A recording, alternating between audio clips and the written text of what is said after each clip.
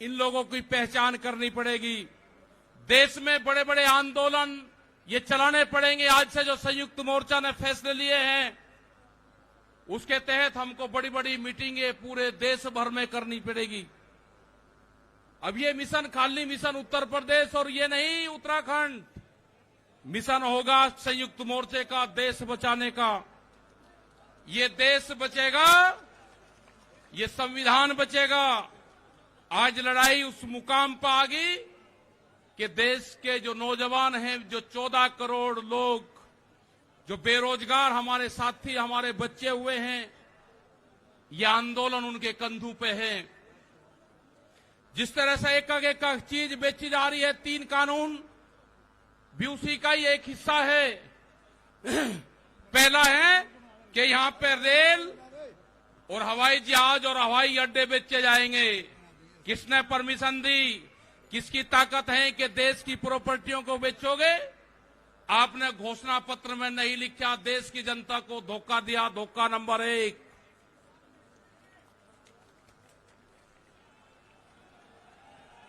धोखा नंबर 2,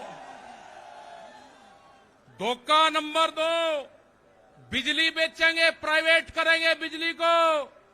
ये धोखा नंबर 2 कहीं घोषणा पत्र में नहीं लिखा।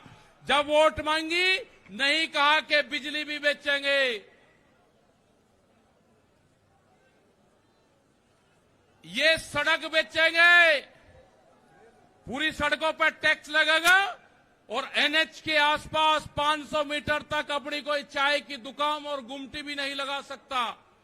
अगर किसी ने चाय का खोखा रखा तो वह जमीन उसकी गांव समाज में निहित होगी। ये सड़कों को बेचने का काम करेंगे। ये देख लेना क्या क्या चीज बिक्री है। ये सेल फॉर इंडिया का बोर्ड देश में लग चुका है।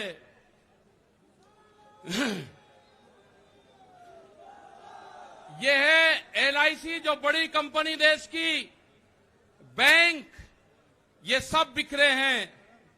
इनके खरीदार कोई और नहीं है, खरीदार अडानी और अंबानी हैं। ये बिखरे हैं सब।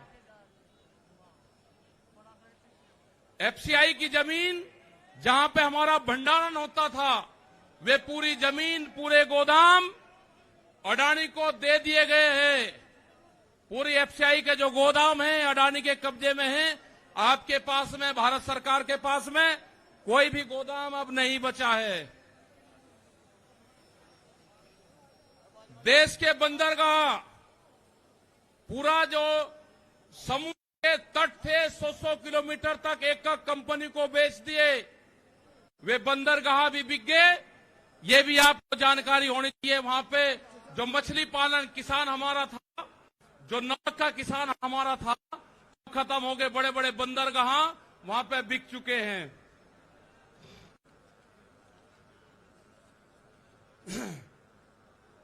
ये जल को बेच रहे हैं।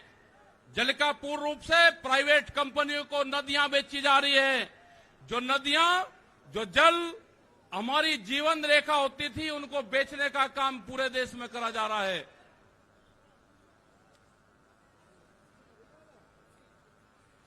ये इंडिया ऑनलाइन सेल, मतलब कोई भी कीमत किसी भी चीज की लगा सकता है। भारत बिकाऊ है। ये भारत सरकार की पॉलिसी है। अब खतरे में कौन कौन है? ओएनजीसी, बीपीसीएल, इस्पात, शिक्षा, प्राइवेट, जो चिकित्सा हो रही है, और देश के संविधान भी खतरे में है। जो बाबा भीमराव अंबेडकर का संविधान था, वो भीड़ में बता जा रहा है। हम उसको भी बता रहे हैं कि बाबा भीमराव अंबेडकर का संविधान भी खतरे में है, उसको भी बचाना है। और ये खेती किसानी जिससे ये आंदोलन शुरू हुआ, ये खेती और किसानी भी बिक्री के कगार पे है। हमारी समझ में जब आया, जब देश की खेती बिकने के कगार पाई, जब ही आंदोलन शुरू हुआ।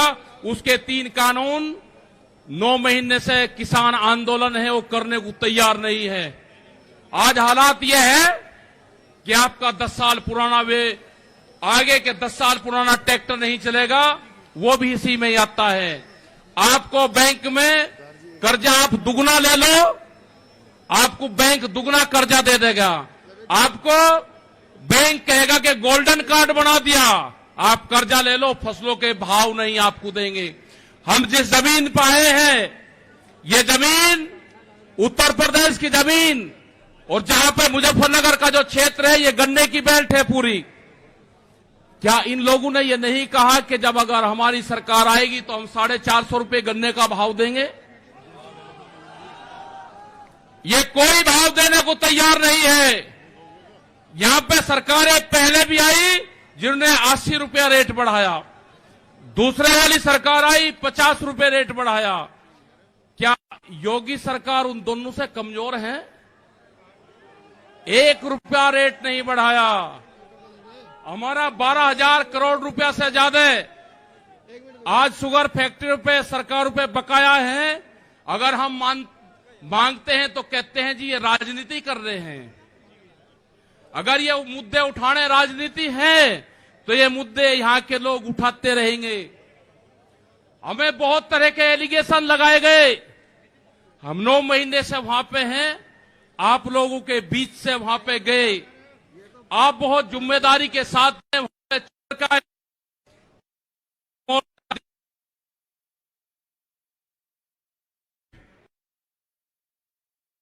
तो सिर्फ संयुक्त मोर्चा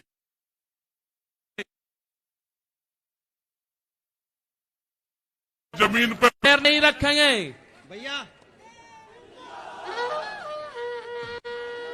यहाँ पे मुजफ्फरनगर की जमीन पे हम पैर नहीं रखेंगे। हम गाड़ी से यहां से वापसी जाएंगे। जब ये आंदोलन फतेह होगा, इस किसान और देश के जवान की जीत होगी, जब ही हम यहां पाएंगे। अत्याचार बहुत है। यहां पे पुलिस फोर्स के लोग भी होंगे। यहां पे पुलिस फोर्स के लोग हैं, उनकी सैलरी 25 और 30,000 रुपए है। ड्यूटी वे 24 घंटे देंगे। मास्टर जो प्राइमरी का टीचर है, उससे आधी सैलरी उनकी होगी। वे आवाज नहीं उठा सकते, उनकी आवाज को दबाया जाता है। उनका जो क्वार्टर है वो 500-600 फीट में है। उनके क्वार्टर बड़े बड़े, उनकी सैलरी भी टीचर के बराबर उनकी सैलरी हो। वे ड्यूटी देते हैं 24 घंटे। जितने भी सरकारी कर्मचारी हैं, उनकी पेंशन खत्म करोगे। एमपी एमएलए की पेंशन लोगे 2-2, 3-3। कर्मचारियों की पेंशन खत्म करोगे। आप देश में प्राइवेटाइजेशन करोगे तो रोजगार खत्म होंगे। हमारी समझ में एक बात नहीं आई, जो बड़ी बड़ी कंपनी 67,000 और 1 लाख करोड़ रुपया सरकार का लेकर भाग जाती है, उन्हीं को ही फिर बड़े बड़े संस्थाएं बेच रहे हैं। वो पैसा कहां जा रहा है? अगर पूरे हमारे संस्थाओं के रेलवे बिक्री है, रेल के 4.5 लाख कर्मचारी बेरोजगार होंगे।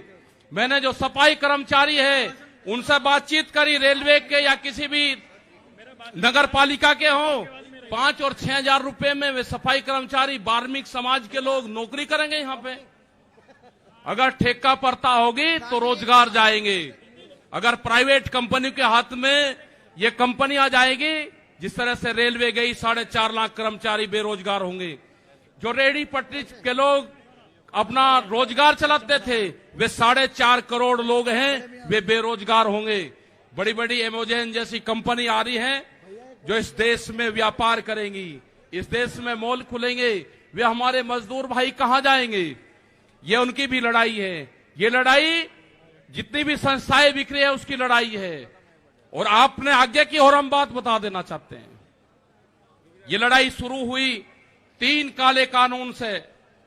ये लड़ाई शुरू हुई एमएसपी पे गारंटी कानून से। हमने एक ही जिले का एक डाटा भारत सरकार को दिया, यहां उत्तर प्रदेश के अधिकारियों को दिया, यहां के मुख्यमंत्री को दिया। रामपुर जिले में जो मंसूरी धान की खरीद होती है वो बिहार में पैदा होता है, उसको बेच रहा है यहां पे। वो पंजाब जाता है, हरियाणा जाता है। बड़े व्यापारी का धान फसलें एमएसपी पे बिकती है, किसान की 10 से और 15% बिकती है। यह आपको समझना होगा। पूर्ण रूप से फसलों के दाम नहीं तो वोट नहीं, ये नारा लगाना पड़ेगा। फसलों के दाम नहीं तो वोट नहीं। जब तक इस सरकार को वोट की चोट नहीं दोगे, ये दोनों बाहरी लोग हैं, इनको यहां से जाना होगा। अमित शाह, मोदी और योगी ये चुनाव जीत का है, ये उत्तराखंड से चुनाव जीत के प्रधानमंत्री बने, कोई ऐतराज नहीं। उत्तर प्रदेश की जमीन से जीत के गुजरात में गुंडागर्दी के दम पे आना हो, वहां पे पुलिस स्टेट है, वहां पे जीत के देश का प्रधानमंत्री बने, कोई ऐतराज नहीं है। लेकिन उत्तर प्रदेश की जमीन पे ये दंगा करवाने वाले लोग हैं, इनको यहां पे बर्दाश्त यहां की जनता नहीं करेगी। ये मिशन जो संयुक्त मोर्चे का है, ये तय हो चुका है और हम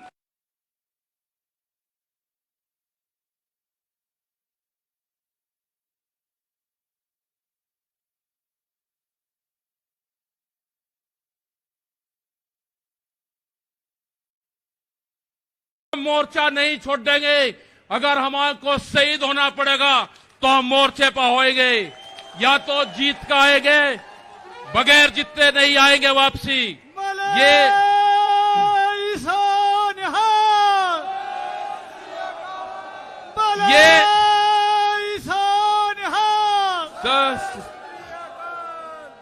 इस तरह की अगर सरकारें देश में होंगी तो ये दंगे करवाने का काम करेगी।